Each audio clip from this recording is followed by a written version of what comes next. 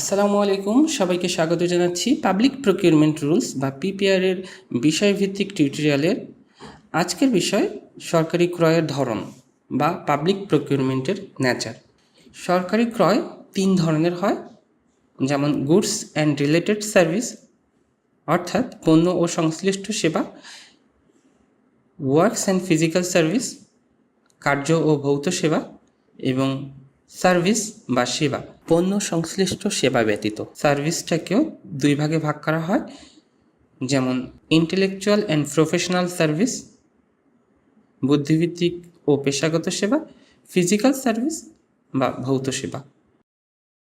সহজ কথায় আমরা সরকারি ক্রয় 3 ধরনের: গুডস, ওয়ার্কস এবং সার্ভিস। গুডসের ক্ষেত্রে আমরা গুডস অর্থে ব্যবহার করি বিভিন্ন ধরনের কাঁচামাল, উৎপাদিত যদি পণ্য দ্রব্য থাকে, সরঞ্জামাদি, ইকুইপমেন্ট, যন্ত্রপাতি এবং যে কোনো আকারের পণ্য দ্রব্য, বিদ্যুৎ, এইটা পণ্য হিসাবে গণ্য হবে। এছাড়াও প্রস্তুতকৃত কম্পিউটারের সফটওয়্যার, এখানে প্রস্তুতকৃত কম্পিউটারের সফটওয়্যার এখানে লেখা আছে অফ দি শেলফ, এবং অন্য অন্য তথ্য প্রযুক্তিজাত এবং সমজাতীয় সফটওয়্যার। এই জিনিসটা একটু ব্যাখ্যার দরকার আছে। এই ধরনের কম্পিউটার সফটওয়্যার আমরা যখন সার্ভিস অংশে দেখব, সার্ভিস অংশেও উল্লেখ আছে যে কম্পিউটার সফটওয়্যার সার্ভিস হিসেবে কাউন্ট হবে। প্রস্তুতকৃত কম্পিউটারের সফটওয়্যার অফ দ্য শেলফ বলতে বোঝায় রেডি সফটওয়্যার, স্ট্যান্ডার্ড সফটওয়্যার কোনো একটা প্রতিষ্ঠান তৈরি করেছে, কোনো নির্দিষ্ট প্রতিষ্ঠান বা ব্যক্তিকে উদ্দেশ্য করে না। যেমন হলো উইন্ডোজ 10, মাইক্রোসফট অফিসের সফটওয়্যার সহ, যদি পোর্ট অপারেশন রিলেটেড নেভিস কিছু সফটওয়্যার বানায়, যেটা সব ধরনের বন্দরে ব্যবহার করা হয়। নির্দিষ্ট কোনো প্রতিষ্ঠান বা বাংলাদেশের কোনো ব্যক্তিকে উদ্দেশ্য করে এই সফটওয়্যারটা তৈরি করা হয় না। এই ধরনের সফটওয়্যার, রেডি সফটওয়্যারকে আমরা গুডস হিসাবে কাউন্ট করতে পারি। তবে পণ্য ও সংশ্লিষ্ট সেবা, এটার সাথে রিলেটেড যে সার্ভিস, এই সার্ভিসের প্রাইসটা অবশ্যই পণ্যের দামের চেয়ে অধিক হতে পারবে না। সেই ক্ষেত্রেই এই জিনিসগুলোকে আমরা পণ্য হিসাবে ডিক্লেয়ার করতে পারি বা গুডস হিসাবে ডিক্লেয়ার করতে পারি। পণ্যের সাথে সংশ্লিষ্ট সেবা বলতে বোঝায় যে একটা পণ্য কেনা হলো, সেই পণ্য ইনস্টলেশন, টেস্টিং, কমিশনিং রিলেটেড যে সেবাগুলো থাকে, যেমন কম্পিউটার কেনা হলো, কম্পিউটারটা ইনস্টল করা, বিভিন্ন সফটওয়্যারগুলো ইনস্টল করে দেওয়া, এটা একটা রিলেটেড সার্ভিস হতে পারে। কম্পিউটারটা পণ্য এবং ইনস্টল করা রিলেটেড সার্ভিস।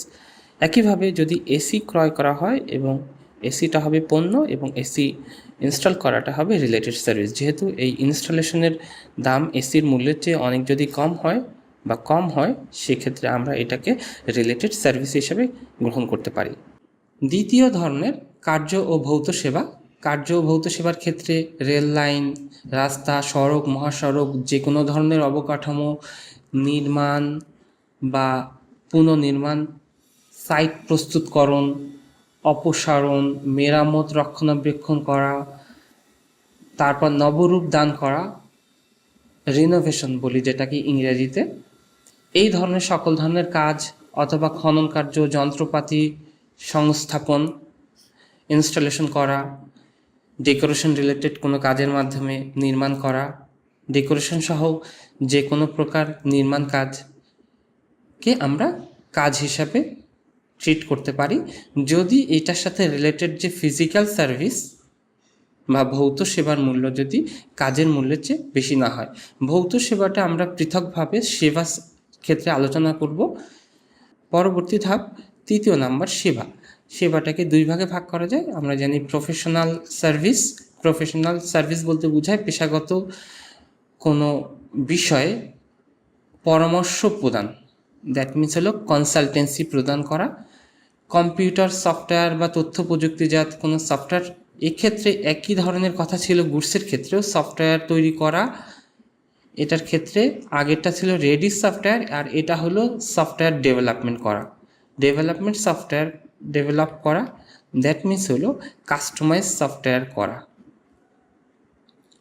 কাস্টমাইজ সফটওয়্যার প্রস্তুত করা, একটা নির্দিষ্ট প্রতিষ্ঠান বা ব্যক্তির জন্য যখন কাস্টমাইজ সফটওয়্যার তৈরি করা হবে, সেই সফটওয়্যারটা তৈরি করতে গেলে যে কোডিং, সেই নির্দিষ্ট প্রতিষ্ঠানের জন্য তার রিকোয়ারমেন্ট অ্যানালাইসিস সব কিছুই হবে একটা নির্দিষ্ট প্রতিষ্ঠান কেন্দ্রিক।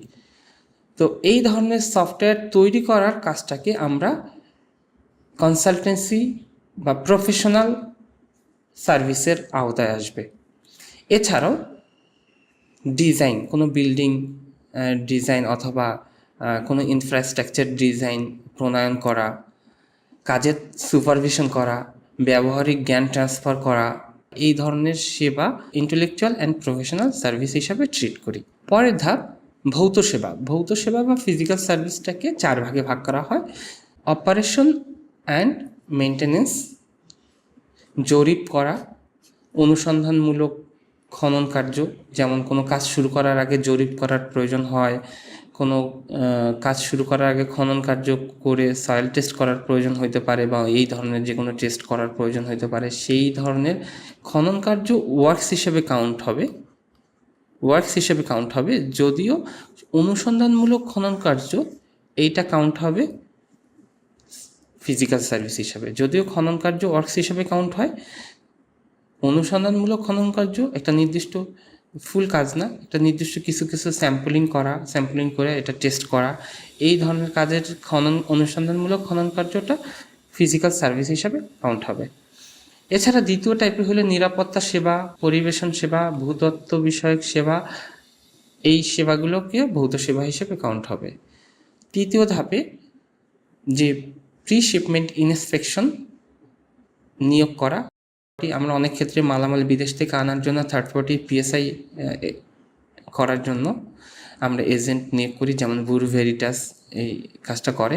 এই ধরনের প্রতিষ্ঠানকে যদি নিয়োগ করা হয়, তারপর মালামাল বন্দর থেকে ক্লিয়ার করার জন্য ক্লিয়ার অ্যান্ড ফরওয়ার্ডিং এজেন্ট নিয়োগ করি, সিএনডিএফ এজেন্ট যেটাকে বলি। পণ্য পরিবহনের জন্য কাজ যদি কাউকে দেওয়া হয়, ঠিক, এবং হলো ভাড়ায় যদি যানবাহন সংগ্রহ করা হয়, মালামাল পরিবহনের জন্য যদি ঠিকাদার নিয়োগ করা হয়, পরিবহন ঠিকাদার নিয়োগ করা হয়। এছাড়াও ইন্স্যুরেন্স, বিমা, ঝুঁকি, এই ধরনের সেবাগুলো আমরা গ্রহণ করি। এই সেবাগুলোকে আমরা ফিজিক্যাল সার্ভিস হিসাবে কাউন্ট করব। ফিজিক্যাল সার্ভিসের চতুর্থ ধাপ হলো আউটসোর্সিং। সরকার বিভিন্ন সময় প্রজ্ঞাপনের মাধ্যমে আউটসোর্সিংয়ের নীতিমালা প্রণয়ন করে। সেই আউটসোর্সিংয়ের প্রজ্ঞাপনে উল্লেখিত সেবাসমূহ আমরা আউটসোর্সিংয়ের মাধ্যমে গ্রহণ করতে পারি। এই আউটসোর্সিং গ্রহণ করা এটাও ফিজিক্যাল সার্ভিসের হিসাবে কাউন্ট হবে।